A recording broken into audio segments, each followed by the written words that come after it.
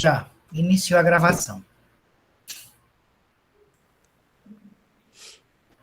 Então, muito boa noite a todos vocês. Sejam bem-vindos a mais um encontro, né? Mário já deve ter compartilhado com vocês a natureza dessa disciplina, né? Mas eu vou fazer mais umas duas observações, porque eu considero bem importante, bem necessário que vocês vão se apropriando, né, das estratégias que a gente utiliza no curso para tentar garantir uma formação mais orgânica, mais próxima daquilo que a gente tem como norte, como objetivo, tá? Então, no período da pandemia, essa metodologia, essa forma, né, de articular o trabalho, acabou sendo um pouco prejudicada e nós não conseguimos seguir a organização prevista no projeto pedagógico do curso, tá? Mas a cada bloco, né, de tempo universidade, a cada período letivo, vocês têm 2 seminários, tá? Um que inicia e outro que encerra o período de tempo universidade. São disciplinas de 30 horas.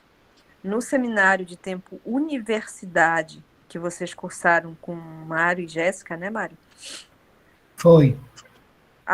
Quando deveria ter sido quando a gente está podendo fazer as aulas presenciais, é a abertura do curso, né? A gente faz um evento festivo para receber vocês, é bem interessante. Não foi possível, né? E nós estamos tentando garantir o direito de aprendizagem de vocês dentro dessas limitações todas impostas pela conjuntura atual, tá? Mas é isso, a cada bloco a gente inicia com o seminário de tempo universidade e encerra com o seminário de tempo comunidade. Este primeiro seminário de tempo comunidade, que vocês deveriam ter tido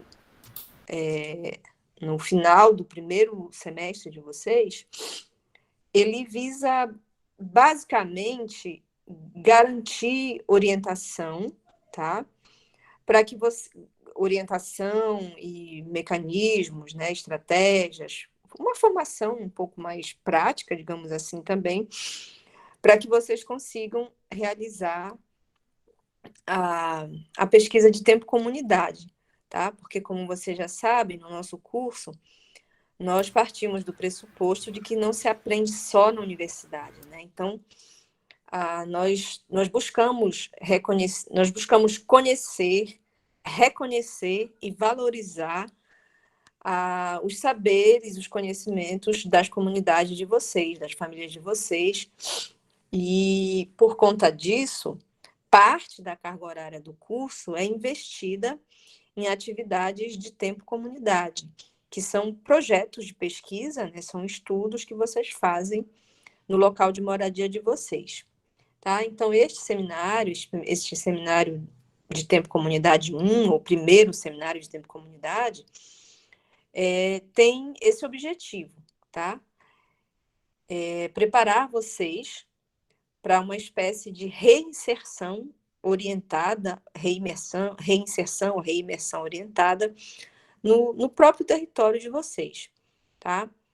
A ideia é que vocês retornem, né, que vocês voltem para suas famílias e comunidades, investidos de uma curiosidade, de um interesse em saber mais sobre esse lugar, né, sobre as relações que se estabeleceram ali ao longo da história, né, da formação dessa comunidade, dessa agrovila, desse ramal, desse travessão, e consigam, né, captar alguns aspectos dessa realidade que vão, posteriormente, alimentar uma parte bem significativa do currículo de vocês ao longo do curso, tá?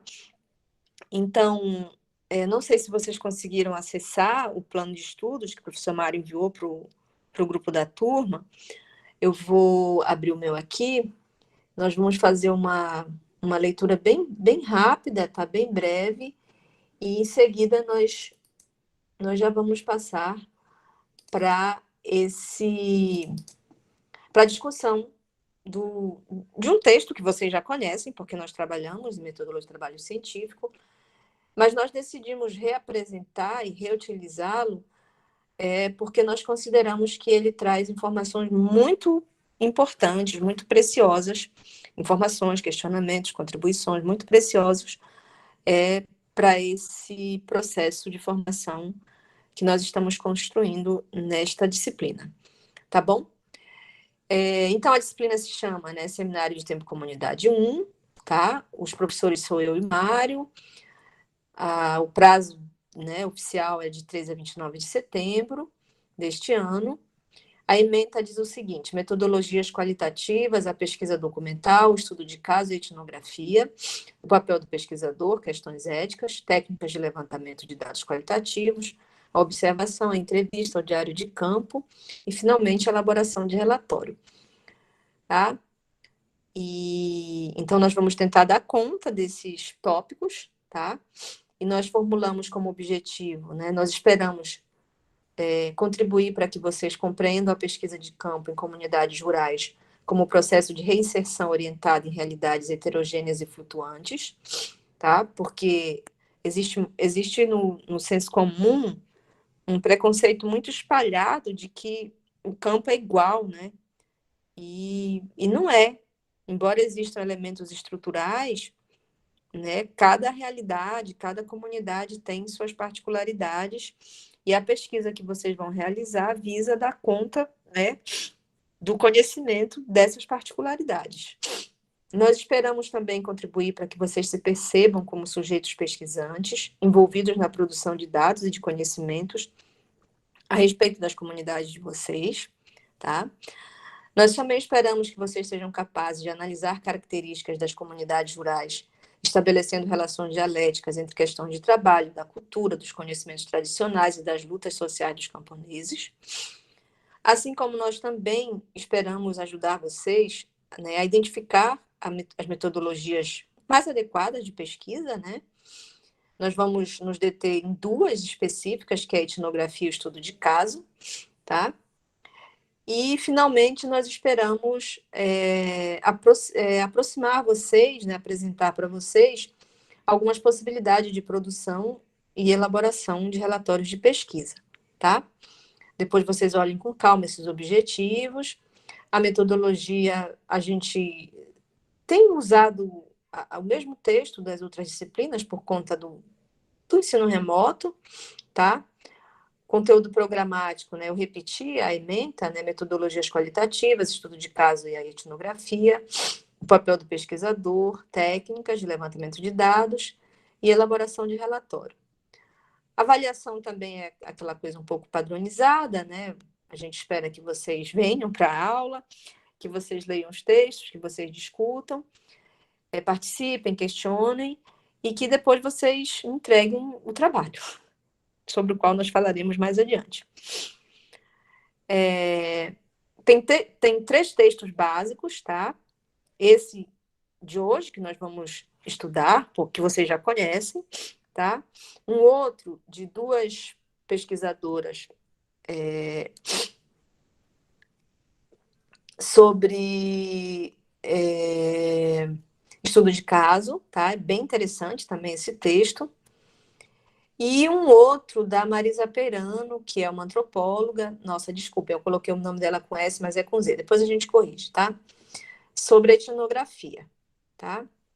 Nós vamos também usar bastante os guias, né, de roteiro, de tempo e comunidade, o guia de pesquisa e o guia de elaboração de relatório, tá? No cronograma, né, a gente começa com um pouquinho de atraso, mas a ideia é essa, compartilhar com vocês o plano de ensino, fazer o contrato pedagógico, estudar esses 2 textos, esses 3 textos, desculpem. Então, hoje, né, o Mário compartilhou com vocês um texto que vocês já tinham, na verdade, então a ideia era que vocês tivessem conseguido dar uma olhada nele para a gente debater hoje. Amanhã, dia 17, tá? Nós vamos começar a tratar de uma dessas metodologias específicas, que é a etnografia, e já vai ter um texto para vocês lerem no sábado, tá? Nós vamos voltar na segunda-feira para discutir o texto da Marisa Peirano, tá? No dia 20. Aí, no dia 21, vocês leem um texto sobre estudo de caso.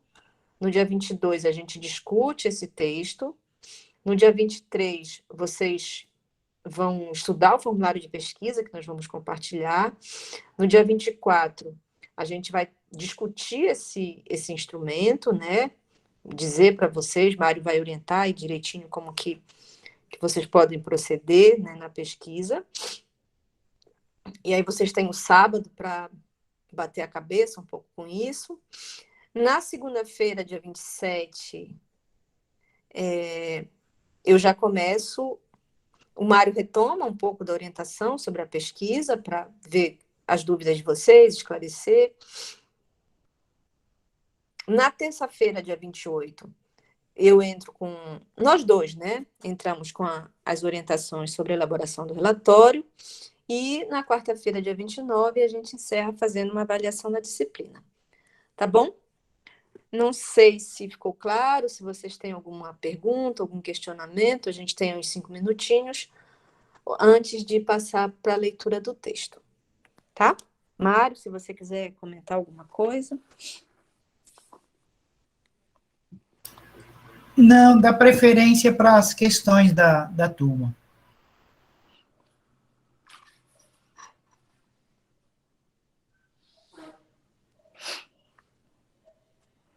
Vocês têm alguma observação, algum questionamento sobre o plano? A gente poderia, então, passar para a discussão do texto? Professora? Diga, meu bem. Larissa, eu não entendi direito sobre a avaliação. A senhora poderia... A avaliação, assim, vou logo dar uma dica para vocês, né?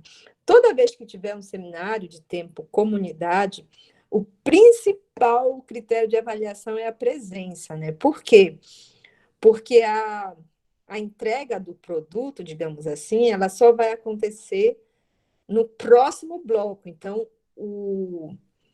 a avaliação do relatório já vai compor a nota do próximo seminário de tempo universidade, que vai abrir o próximo semestre, entendem? Então, basicamente, a avaliação de vocês nessa disciplina vai ser a participação e a leitura dos textos, tá?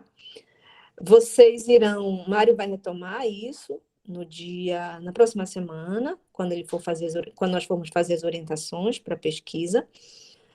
Mas eu estava conversando ainda há pouco com o professor Marcelo, que é o coordenador do curso, e essa pesquisa vocês vão tentar fazer dentro, né, das possibilidades de vocês, com segurança. Agora, tá? Entre outubro, novembro, dezembro e janeiro, vocês terão uma média de 4 meses para realizar a pesquisa. Nós iremos visitar vocês, porque a pedagogia da alternância, vocês já estudaram um pouquinho, né, ou muito sobre isso. Alguns de vocês têm essa experiência do ensino médio, quem teve oportunidade de participar de uma casa familiar rural sabe como funciona. Então, nós estamos nos organizando para fazer... o nome não é muito bonito, mas é o monitoramento do tempo comunidade, tá? Então, nós vamos visitar vocês para ajudar de forma mais prática, mais concreta, mais próxima, na elaboração desse relatório, tá bom? Então, produto nessa disciplina aqui não vai ter, tá? Vocês serão avaliados basicamente pela participação e leitura dos textos, tá bom? Ficou claro? Tá bom, professora. Ficou bem claro. Obrigada. Tá, e se preparem, comecem a criar galinha, porque a gente vai visitar vocês em novembro, tá? do silêncio.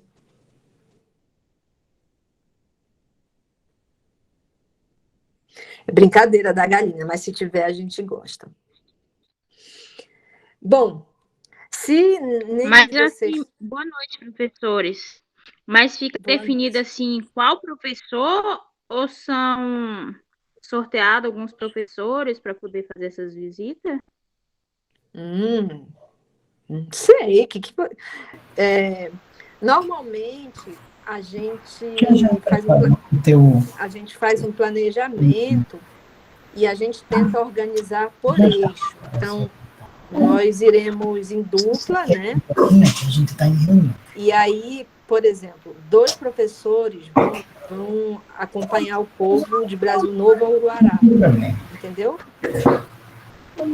Aí 2 outros professores vão acompanhar o povo, sei lá, no eixo do Rio, na Resex. Então, nós não sabemos ainda quem irá para onde, mas vocês serão comunicados, tá bom?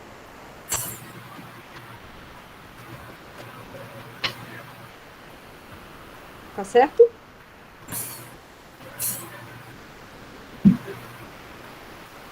Respondi sua pergunta? Oi, oi, oi, oi.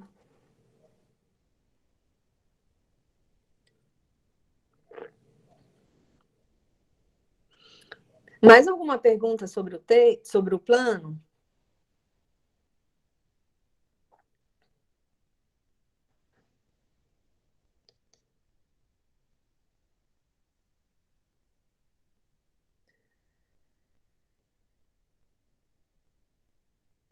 Bom, vocês podem continuar, vocês podem perguntar depois, né? Mas agora nós podemos passar para a discussão do texto. Pode ser?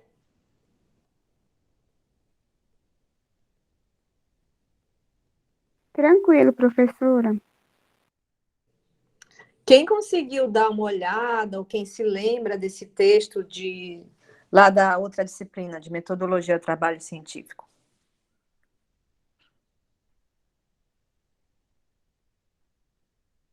Professora, eu dei uma olhada no texto, li, só que para encaixar uma coisa assim, de repente é difícil demais. Eu sou muito ruim de interpretação de texto. E eu Tá, fiquei não tem meio. problema não. Nós vamos tentar fazer juntos essa interpretação, e aí vocês perguntem o que vocês acharem necessário, tá? Na ciência, né, no ensino, não existe pergunta idiota.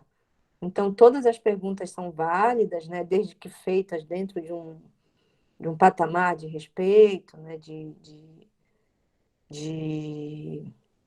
como é que a gente diz? Não é cordialidade nesse sentido moral, né?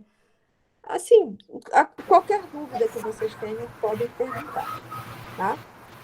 Mário, eu acho que seria interessante, antes da gente entrar no texto propriamente dito, você traçar, sei lá, em 4, 5 minutos, uma diferença básica entre a perspectiva positivista da pesquisa sobre e depois essa outra abordagem, essa outra possibilidade da pesquisa com. E aí, posteriormente, a gente vai tirando aí do texto algum outro elemento que eles tenham conseguido observar. Tá, eu só não sei se eu consigo fazer isso em 4, 5 minutos. Consegue. Em função da trajetória de usar 3 dias para dizer 15 frases.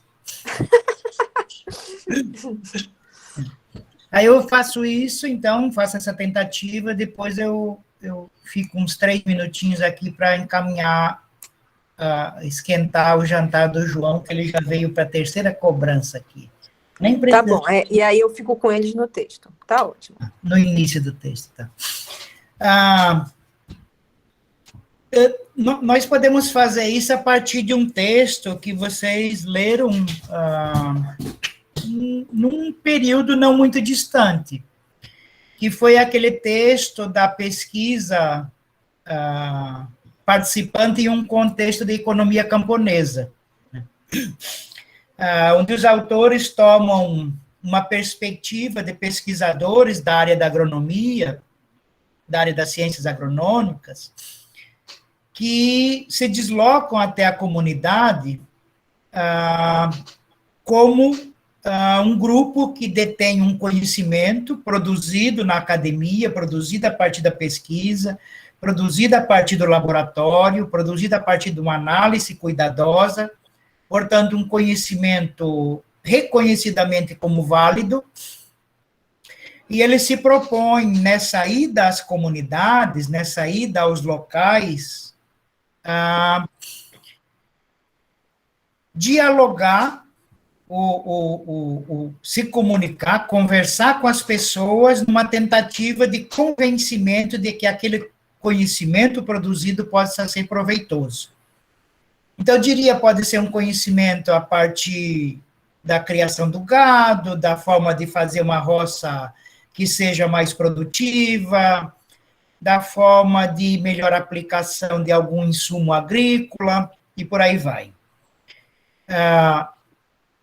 Então, dessa perspectiva, tem um espaço de produção desse conhecimento que se coloca longe, distante, fora da comunidade. Tem um olhar do pesquisador que não reconhece nos membros dessa comunidade sujeitos que são capazes de inventar e reinventar técnicas, modos de fazer, formas de se relacionar, formas de organizar a sua vida prática, que fazem cotidianamente escolhas, que reelaboram esses objetos que a técnica produz, que a ciência produz, adaptam esses objetos às suas necessidades, constituindo eles numa outra direção, para que possam retirar deles um proveito maior do que aquilo que foi pensado na academia, pela ciência, no interior do laboratório de pesquisa e por aí vai. Então, não tem essa abertura para dialogar, para reconhecer no outro também alguém que não só tem conhecimento, não só produz conhecimento, mas alguém que também reelabora esse conhecimento a partir das suas necessidades cotidianas, da prática, do fazer cotidiano, né? De um outro lado, então, poderia dizer, essa primeira perspectiva seria de um conhecimento, de um viés positivista. Existe a ciência produzida fora, não com os sujeitos, é produzido por alguns especialistas, e ela é levada até esses indivíduos, esses grupos que têm necessidade de invenções, mas não são percebidos como sujeitos que também inventam, e que, porque inventam, são capazes de reelaborar aquilo que chega até eles. E numa outra perspectiva, então, se coloca um grupo, numa pesquisa mais orgânica, o texto dizia isso, um intelectual orgânico, que não vai para ensinar receita, não vai para levar remédio, não vai para dar dica, dar sugestão, não vai para dizer como se deve fazer. Vai para, junto com o grupo, elaborar estratégias, organizar formas de fazer pesquisa, de coletar as informações, de fazer o tratamento dessas informações, a análise dessas informações, no interior do grupo, partindo das necessidades que o grupo tem, dos problemas que o grupo vivencia, das limitações que eles encontram para sobreviver, para viver e sobreviver, para melhorar as condições de existência. E na medida que vai avançando a pesquisa, vai avançando também essa relação de reciprocidade, de respeito, de partilha, de produção de sensibilidade, de novas formas e novos lugares de olhar para as coisas de sempre, para os objetos do cotidiano, para o trabalho do cotidiano. e na medida que esse conhecimento vai sendo produzido, ele vai também já sendo incorporado pelo grupo. E ele não vai ser um conhecimento que, no final da sua produção, permanece um grupo que sabe fazer pesquisa e um grupo que tem independência da pesquisa dos outros.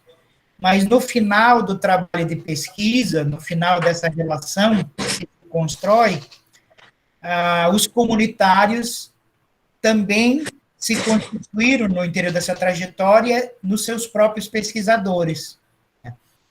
Então, daí não se reproduz as dependências de conhecimento externo. Tudo bem, de pesquisadores de fora, porque vão se qualificando, vão se capacitando e se constituindo nos próprios pesquisadores dos quais a comunidade tem necessidade para melhorar suas condições de existência, para superar suas limitações, as suas dificuldades, para qualificar a interpretação que tem sobre os seus próprios problemas, né, os seus problemas cotidianos, né, que podem ser ligados à saúde, ligados à educação, ligados à produção, né, ligado à sua forma de organização, ligado às suas relações sociais. Né.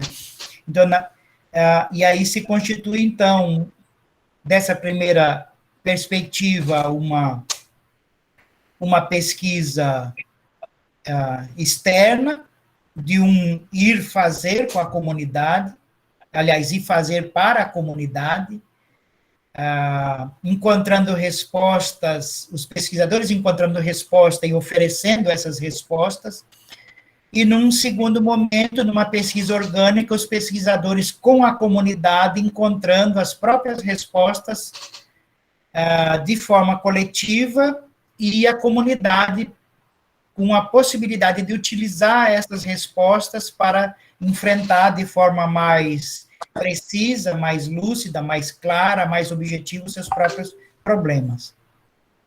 Era mais ou menos isso. Muito bem. Viu como você conseguiu? Tá, pode ir lá ajudar o João no jantar, que eu vou pegar o texto agora com eles, aí depois, quando você voltar, você se engaja aí no fluxo da reflexão, tá bom?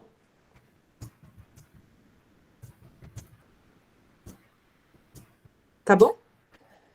Tudo bem, obrigada. Então, esse texto que vocês já conhecem, né, vai dizer de uma forma um pouco mais complexa, um pouco mais, como dizer assim, sistematizada, o que Mário acabou de retomar com vocês, tá? Existem, digamos assim, duas formas, né, de agir quando você vai fazer uma pesquisa com seres humanos em comunidades. Uma, né, que a gente diz que é positivista, é cartesiana, e depois, se vocês quiserem, eu posso voltar um pouco nesses conceitos, de acordo com a qual, basicamente, o pesquisador vai lá investigar, ele vai descobrir coisas da realidade daqueles sujeitos, como se esses sujeitos fossem passivos e, de certo modo, estivessem ali disponíveis como uma espécie de fonte de dados, né? E o pesquisador vai lá e coleta, né?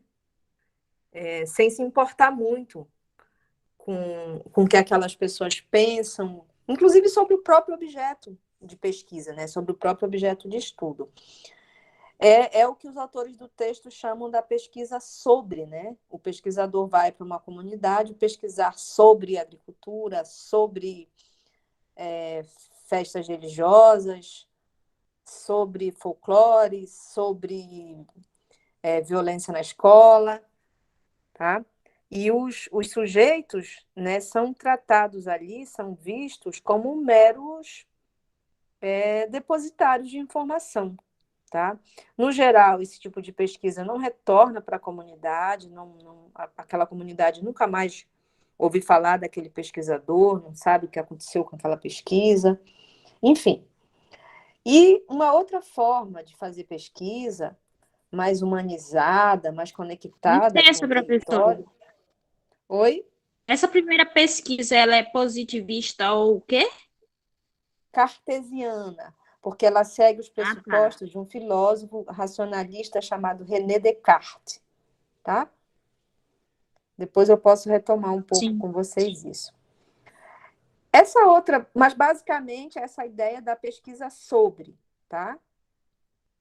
E aí tem umas coisas que eles dizem, né? Que tem que ser objetiva, que não pode se confundir com o pesquisador, que a linguagem tem que ser na terceira pessoa, fez-se, pesquisou-se, concluiu-se, registrou-se, né?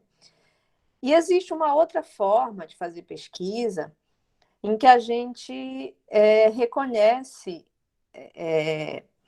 a nossa semelhança humana, né, existencial com aquelas pessoas a respeito com as quais a gente vai conviver nesse período da pesquisa, né? E a gente não nessa segunda perspectiva, a gente não vai pesquisar sobre, a gente vai pesquisar com, tá? E esse texto ele apresenta então ele chama de método da cartografia, né? E aí faz umas referências a uns teóricos, né? Basicamente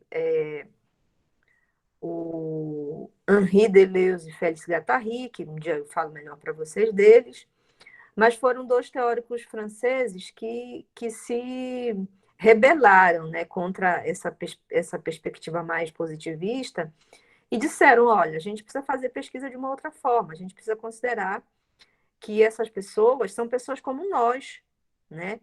E que a gente não sei, talvez não seja interessante fazer pesquisa sobre pesquisa com elas. Por quê? Porque, como o Mário estava explicando para vocês, essas pessoas sabem coisas, né? Elas repensam coisas, elas problematizam, elas têm interesses, né? E aí você não vai pesquisar sobre elas, mas com elas, tá? Eu reconheço que o texto tem mais expressões difíceis, né? Mas o que eu acho bem interessante é isso, eu acho que está claro para vocês, né? A diferença entre pesquisar sobre e pesquisar com. Um segundo ponto bem importante desse texto é a ideia de território, né? Os autores vão afirmar que o local da pesquisa se configura como um território afetivo, né? Que vai precisar ser habitado, tá? Bom, eu não sou geógrafa, mas essa discussão é bem comum já, né? A diferença entre lugar e território. Lugar seria o espaço físico propriamente dito, ao espaço que território é esse lugar modificado pela ação humana, né? E os autores vão nos falar nesse texto, para além de um território físico, geográfico, eles vão falar de um território existencial. E por que um território existencial? Porque as comunidades guardam laços simbólicos, né? Guardam relações que não são só materiais, né? Tem questões afetivas, questões religiosas, uma série de questões que não se reduzem aos aspectos físicos, geográficos, materiais. É por isso que eles falam de um território existencial, porque é o lugar onde as pessoas constroem a sua existência. E a nossa existência não se resume aos seus aspectos puramente materiais. A nossa existência, a existência de todos nós, implica questões simbólicas, né? Crenças, valores, relações afetivas, etc, etc e tal. E os autores vão dizer, então, que para pesquisar você tem que habitar esse território, tá? Aí eu vou ler um pedacinho aqui para vocês, porque eles dizem que o território é um local de passagem, né? É lá na página 134, no finalzinho. Aí eles perguntam assim: como conhecer ou pesquisar um objeto de tal natureza? Que metodologia devemos utilizar para pesquisar um território? Como acessar os personagens rítmicos e as paisagens melódicas, ciente de que nossa descrição também faz parte de um mundo próprio, incluindo o observador na constituição do seu território? Como fazer pesquisa? Tá? E aí eles vão tentar, então, nas páginas seguintes, esboçar algumas respostas para essas questões, tá? Na página seguinte, né, a 135, logo abaixo do título, do subtítulo Habitação de um Território Existencial, olhem que interessante que eles dizem. A pesquisa cartográfica é menos a descrição de estado de coisas do que o acompanhamento de processos. A instalação da pesquisa cartográfica sempre pressupõe a habitação de um território, o que exige um processo de aprendizado do próprio cartógrafo. Tá? Dizendo de uma forma mais simples, tá? Vocês vão... Claro, vocês já fazem isso, né? Mas vocês vão precisar, entre aspas, voltar para o lugar de vocês com outro olhar, tá? Vocês vão precisar exercitar um outro tipo de pertencimento e vão ter que aprender sobre o território de vocês, ou reaprender, tá? Eu lembro que logo no início do curso, um aluno falou uma vez, assim, meio aborrecido, que ele não viu o menor sentido nessa pesquisa de tempo e comunidade, porque ele nasceu naquele lugar e sabia tudo de lá. Eu disse, não, beleza, então vai lá e faz a pesquisa só para você ter dados mais seguros, que não sejam só os seus, que você já sabe. E aí depois esse menino voltou e falou assim, nossa, professora, tem tanta coisa sobre a minha comunidade que eu não sabia. Tá? Então é nesse sentido que vocês vão precisar aprender ou reaprender sobre o próprio território de vocês. Tá? Fala, Mário. Só uma coisinha também. E tem também isso de...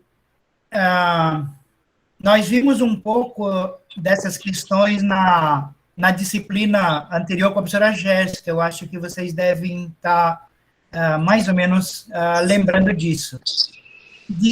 A ideia de fazer um estranhamento daquilo que aparentemente é familiar, é conhecido, é muito bem sabido, em função de, muitas vezes, termos vivenciado já, na prática, aquelas situações.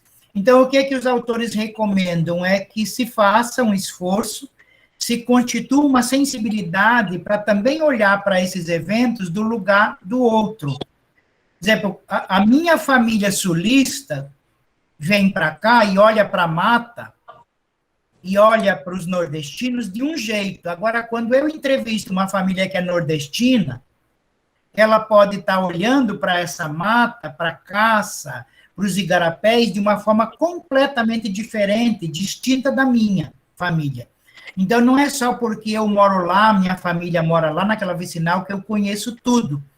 Porque provavelmente eu não conheço, ou eu desconheço, a forma que os outros constroem de olhar para os seus problemas, de olhar para as suas atividades, as formas que os outros usam para fazer as escolhas que eles fazem, né?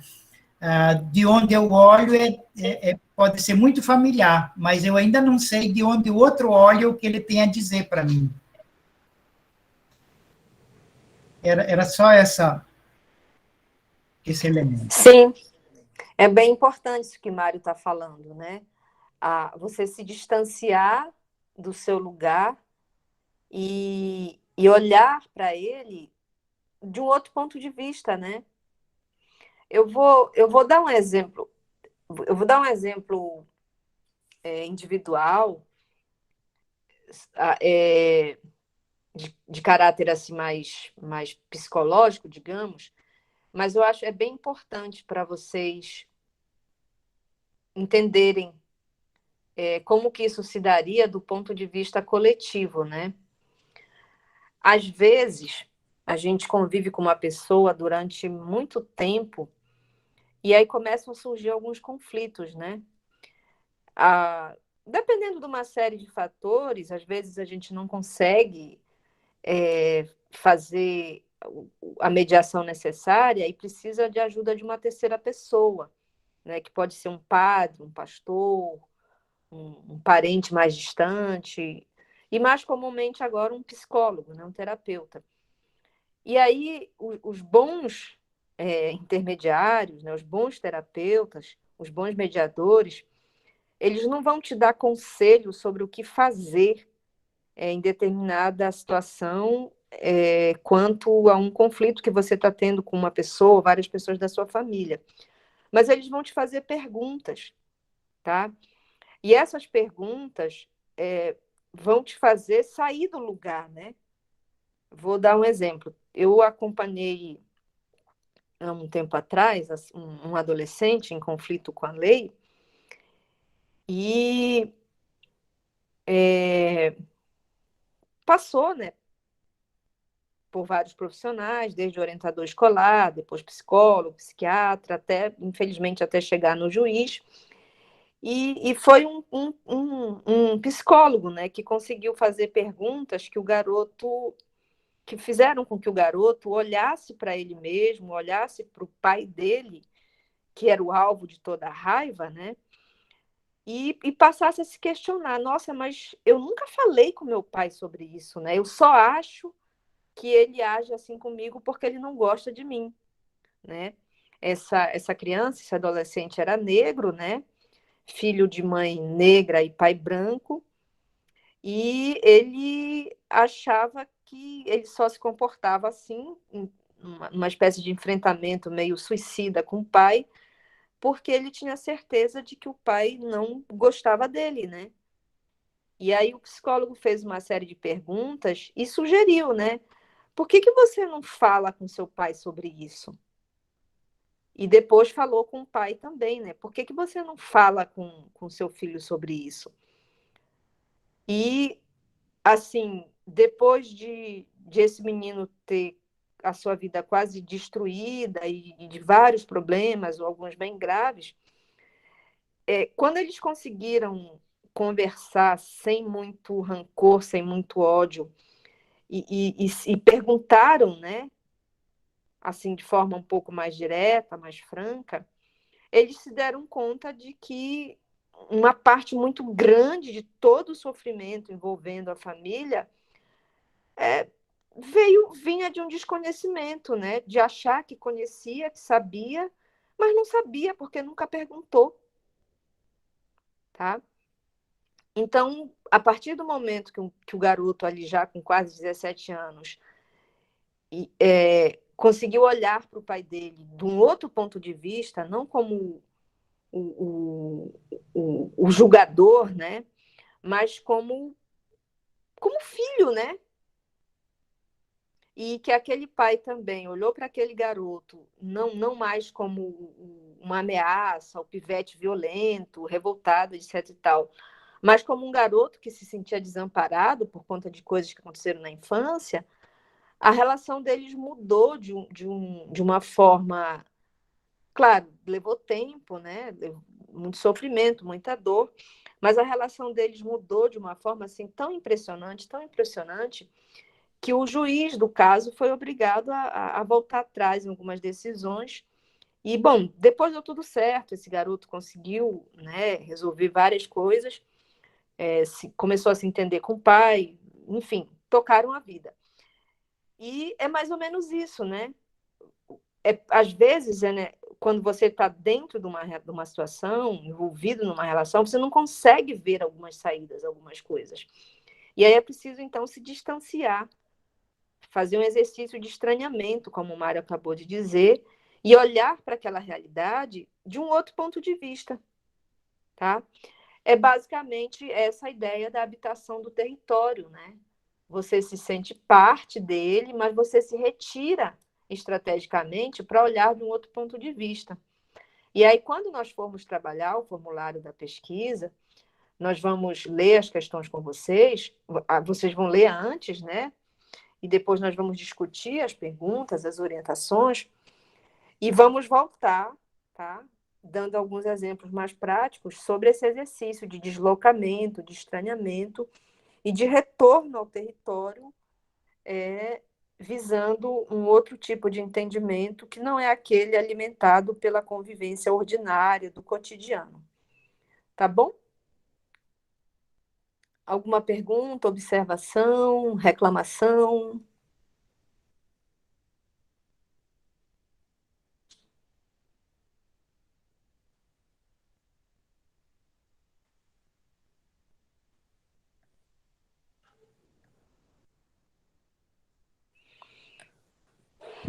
Alguma questão de vocabulário? Vocês querem fazer alguma ponderação?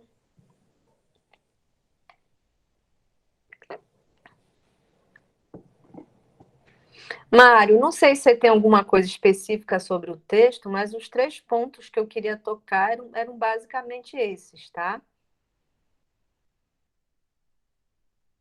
Não sei se os meninos têm, se eles marcaram alguma coisa para perguntar.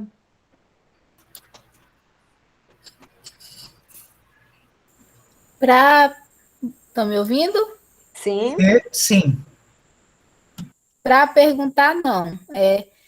Quando a gente iniciou com o professor Mário no começo, né? A primeira coisa que eu perguntei foi se a gente conhecesse uma história e que aquilo dali não era verdade, né? O que fazer referente a isso? E aí o texto em si retrata muito isso, que não existe uma verdade, que é algo que a gente não vai lá sabendo de algo, nós vamos buscar alguma coisa. E enquanto a gente não tira isso da nossa mente, que a gente sabe de tudo, acho que deu uma... Vocês estão me ouvindo? Sim, sim. Ah, tá. E se a gente for com isso na mente, de que eu sei a história verdadeira, eu conheço a história verdadeira já, a gente não dá conta, não consegue, porque se a gente não quebrar essa barreira para aprender, para conhecer, fazer essa construção, a gente não consegue. Eu vejo assim, o ponto que eu consegui captar melhor no texto retrata muito isso, dessa questão do você estar disposto a pegar, ter novos conhecimentos, porque quando a gente já habita naquela localidade há bastante tempo, nossos familiares também, a gente conhece várias histórias, a gente pega aquilo ali como uma verdade, e a gente não está atrás de uma verdade. Exatamente. Porque a verdade, né, ela acaba sendo o resultado da construção do ponto de vista de várias pessoas, né? Pessoas que tiveram histórias diferentes, trajetórias distintas. E também, Bruna, às vezes o que parece ser, entre aspas, uma mentira, né? Uma inverdade, é a elaboração de um ponto de vista, né? E é um pouco isso que vocês vão pesquisar nesse primeiro tempo comunidade. Mas muito boa a sua observação, gostei bastante. Essa questão que a Bruna traz também possibilita olhar, como ela falou em construção, né? Essa narrativa, essa experiência é alguma coisa que foi se constituindo, construindo, mas que não está encerrado. Então, permanece ainda em construção. Portanto, permanece a possibilidade de reelaborar, de ressignificar, de ressituar os olhares que se tinham antes. E nesse caso, coletivamente, tanto o nosso quanto o dos outros. Mas também, esse elemento que a Bruna traz, possibilita perceber que essa história da comunidade é como uma colcha de retalho.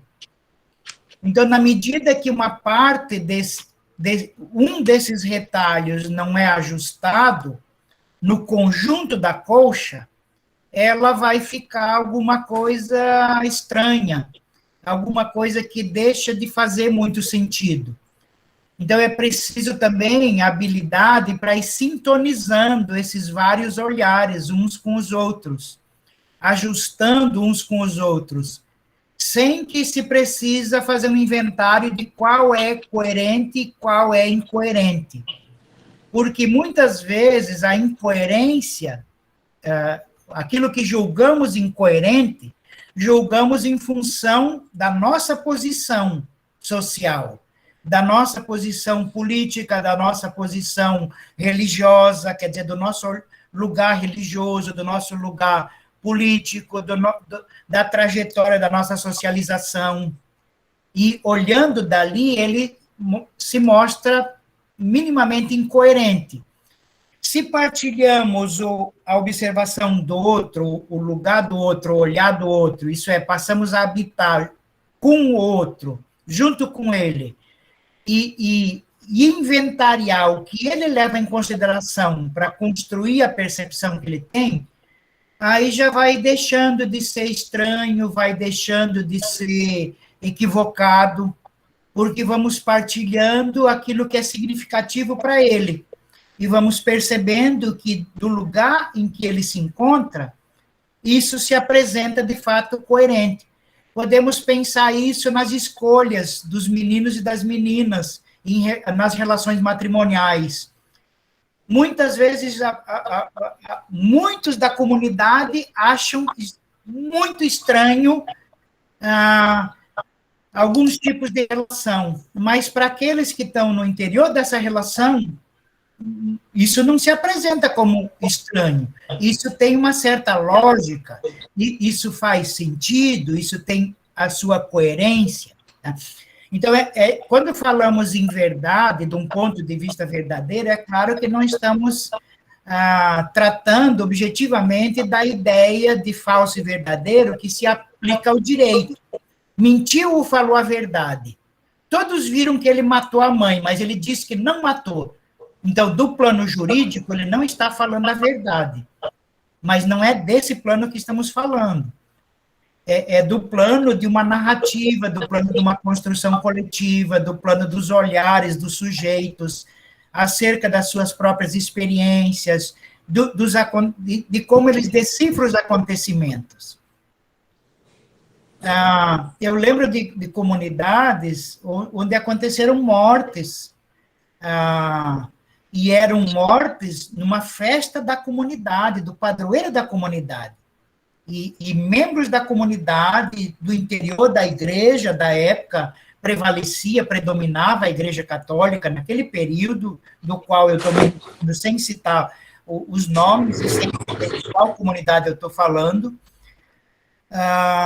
se estranharam, de repente, e de uma família acabou matando da outra família, e, em função disso, alguém precisou vender a propriedade por pouco, uma pequena parte do que valia, e se mudou para um outro local, porque acreditou que a vida ali ficaria insuportável. Então, como decifrar os motivos que as pessoas tiveram? Provavelmente, com adivinhação não se consegue. Precisaria um olhar cuidadoso, que pudesse dispor de tempo para habitar esse lugar de onde a pessoa fez a opção, fez a escolha, né? E tem muito isso de nas nossas pesquisas, os primeiros indícios já serem confirmados como a essência da verdade. E aí deixamos de ir interrogando, até muitas vezes, quando encontramos uma coisa que vai na contramão daquilo que foi afirmado num primeiro momento, e que nós criamos sobre aquilo um certo encantamento, aquilo que vai na contramão disso, no contrapelo disso, nós eliminamos, nós tiramos fora, porque nos incomoda. Porque, tudo bem, não, ainda não, filho, ainda não. Porque desfaz um pouco aquilo que já havíamos construído, aí numa outra direção. Então, para não precisar refazer de novo a nossa hipótese, a nossa argumentação, nós, vou colocar entre aspas aqui, nós fingimos que não escutamos aquilo que a outra pessoa disse. Por exemplo, construímos uma ideia de uma pessoa que é uma santa pessoa, de uma família que é uma excelente família. Aí, quando alguém diz que eles trapacearam, que eles enrolaram, que eles usaram de má fé, que aquele sujeito não paga a dívida, que aquele sujeito fez isso e aquilo, nós preferimos não incorporar isso como uma coisa de percepção de outros sujeitos, né? Nós já legitimamos, em certa medida, aquilo que foi falado antes, ou a percepção que já tínhamos. Então, essa outra, que é distinta, nos incomoda. e aí nós castramos ela, nós deixamos ela de lado. Né? Então, para nós, na estada em campo, no momento das nossas coletas de informações, do nosso buscar informações, precisamos ter sensibilidade para ajustar essas informações, para ir construindo essa colcha de retalhos. Sensibilidade na forma de construir argumentação, de utilizar a informação, tá? Mas não precisamos disso de deixar fora porque incomodou na hora que escutamos, porque é uma versão que vai de encontro às outras que são tomadas como mais coerentes, mais consistentes, mais profundas e por aí vai. Porque são jeitos de perceber distintos, e todos eles nos enriquecem do plano de conhecimento melhor elaborado, melhor constituído, que sirva como base para próximas intervenções. Aí, pessoal, eu vou usar uma experiência que eu tive na minha pesquisa de doutorado e a gente já vai encaminhando para a aula de amanhã. Amanhã nós vamos nos encontrar para começar a discutir de forma mais específica 2 possibilidades de pesquisa, tá? Nessa linha da pesquisa com, e eu espero que essa ilustração que eu vou trazer agora ajude vocês a fixar melhor um pouco isso que Mário está falando. Eu não sei se já comentei com vocês, mas eu fiz o doutorado sobre práticas de escrita numa comunidade camponesa da Transamazônica, foi lá em Anapu, e essa comunidade, né, os seus moradores tinham sido alfabetizados uns 2 anos antes, e a pesquisa que o INCRA encomendou, mandou um consultor de fora que preenchia um formulário, ele chegava lá e perguntava assim, a senhora aprendeu a ler? A senhora sabe ler no Pronera? Aí a senhora falava assim, não. E os resultados de Anapu desse ano foram muito ruins, né? Assim, em termos de sucesso de alfabetização. E eu já tinha ficado um pouco intrigada com isso, porque eu trabalhava com eles, né? Eu era a professora formadora que formava os alfabetizadores, e eu acompanhava algumas aulas, eu vi os materiais, e eu não concordei com o resultado da pesquisa, mas eu não podia fazer nada, né? E o resultado foi muito ruim, né? Como se as pessoas não tivessem se alfabetizado. Esse é um exemplo de pesquisa sobre, né? Você manda um consultor de fora com formulário que passa ali 10 minutos, 15, 20 na casa de cada agricultor, faz aquelas perguntas bem estreitas, bem estanques e vai embora. Aí, quando eu fui morar na comunidade, eu passei 1 ano nesse assentamento, e eu utilizei uma abordagem que a gente vai começar a conhecer amanhã, que chama etnografia, né? Essa metodologia, né, essa abordagem, requer que você conviva com a comunidade, né? Que você habite aquele território de forma radical, né? E eu me mudei para lá. Eu tinha um quartinho na casa lá da família que me acolheu. E nas primeiras tentativas de entrevista que eu fiz, a resposta era essa, né? Não aprendi nada no Pronera. Eu falava assim, caraca, né? Que ruim, né? E aí um dia na casa, vou dar 2 exemplos para vocês. Na casa em que eu morava, que a senhora dizia, a minha anfitriã, minha mãe lá de coração, dizia que não tinha aprendido nada no Pronera, eles são adventistas, e aí um dia eu chego lá, de um outro lugar, na sexta-noite, né? Ou é no sábado? Na sexta-noite, e ela está lendo a Bíblia no culto. Aí eu falei assim, gente, a mulher falou para todo mundo, fala para todo mundo que não sabe ler. E aí fiquei quieta. Ela leu lá a Bíblia, coordenou o culto, tá. No outro dia, ela estava preenchendo os cartõezinhos de convite de aniversário de um neto, né? Aí eu falei assim, mas a senhora não falou para mim, para aquele homem lá do INCRA, que a senhora não tinha aprendido nada? Ela deixou cair, assim, o cartão da mão dela, a caneta, ficou meio nervosa, e falou assim, minha filha, para ti eu posso falar. Eu não aprendi aí do jeito que vocês querem que a gente aprenda. Nossa, aquilo me...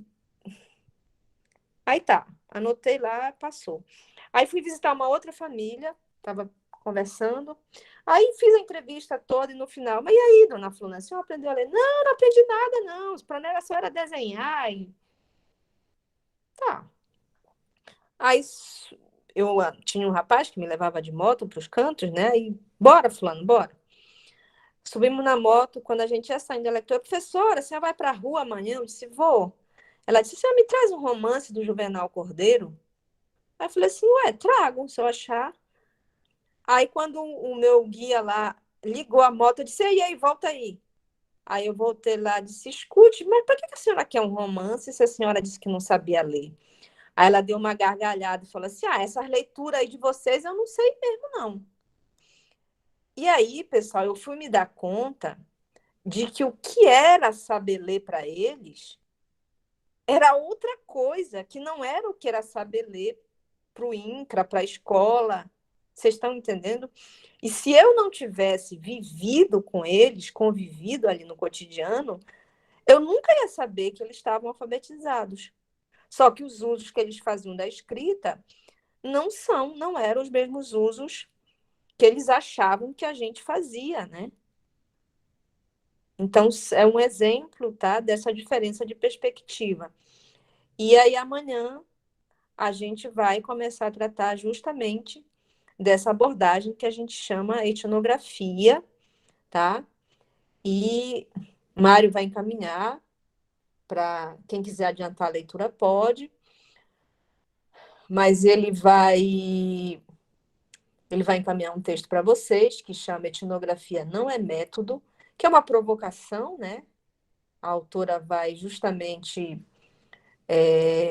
continuar fazendo essa crítica, porque o método é como se fosse aquele caderninho que você vai lá, segue os passos todos e gera um conhecimento, né? E ela vai fazer uma crítica a essa visão estreita de método, tá? E a essa forma cartesiana, positivista, de produzir conhecimento sobre as pessoas e não com elas, tá? Bom, da minha parte era um pouco isso, não sei se vocês têm mais algumas observações, têm questionamentos, o professor Mário quer acrescentar mais alguma coisa, a bola está com vocês.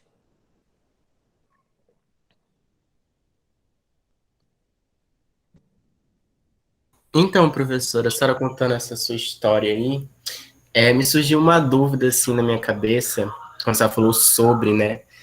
Eu gosto muito de ler, e eu li num livro, que eu não tô lembrado o nome do livro agora, estava até na disciplina da professora Irlanda. Eu ia perguntar isso para ela, mas acabou saindo do meu sentido.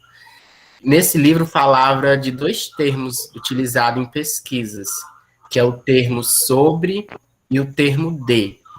E o exemplo que ele utilizava era assim: quando eu vou falar sobre uma religião, por eu não fazer parte dela, eu vou utilizar esse termo sobre. E já um pastor que há anos convive lá dentro, ele pode utilizar o termo de. Aí eu fiquei com essa dúvida: isso existe mesmo ou essa pessoa colocou isso lá naquele livro para ficar bonito? Eu fiquei assim: existe? Eu acho que é uma referência, né, a essa distinção de pesquisar sobre,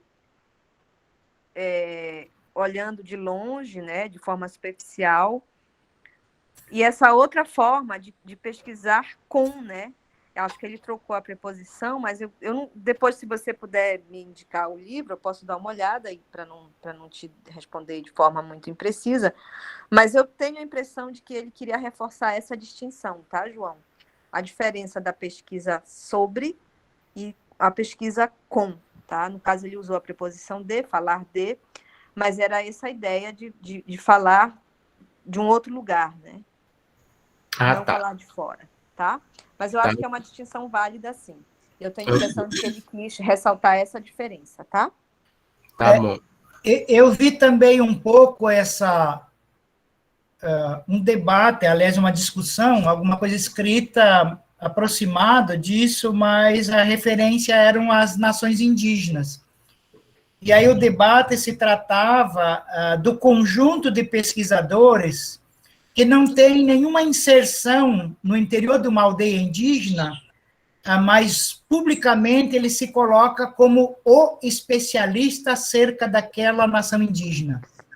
Mas ele não vivenciou, ele não participou dos rituais, ele não viveu as pescarias, as caçadas, ele não subiu nas árvores junto com os indígenas, ele não fez canoa junto, remo, ele não bateu açaí, então ele não construiu esse suporte que dê base para ele falar a partir do lugar do outro, como quem habita esse lugar, como quem está com o outro. Então, a fala dele é uma fala sempre sobre os indígenas. Por mais que ele pesquise, por mais que ele colete informações, ele não passa para esse estágio de conhecer em profundidade, né, de poder dizer coisas do lugar de quem olhou, de quem experimentou, de quem viveu, de quem construiu junto. Tinha também uma relação com essa questão que o João levanta, traz para a discussão.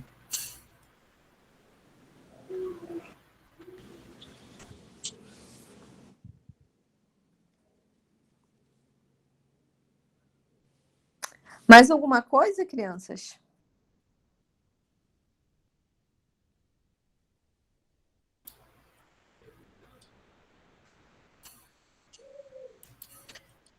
Aí, só para assim, sinalizar que assim que nós encerrarmos a aula, eu envio o texto, mas a gravação dessa aula de hoje demora um tempo maior, porque tem que baixar, processar, mandar para o YouTube, e salvar, disponibilizar para a turma, então provavelmente vai ser bem mais tarde a gravação da nossa aula.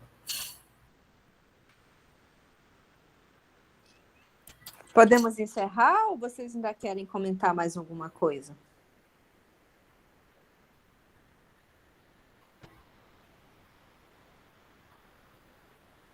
Se é isso, então, eu interrompo a gravação para passar para o processo de processamento.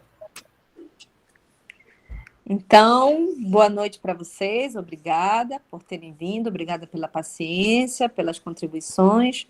Nós nos encontramos amanhã, novamente, às 18h30, para começar a discutir de forma um pouco mais específica uma das maneiras possíveis de fazer essa pesquisa tá bom? Visando auxiliar vocês na realização desse trabalho de tempo comunidade. Tá certo? Tá certo. Boa noite também da minha parte e obrigado a todos os que fizeram o esforço de estar presente.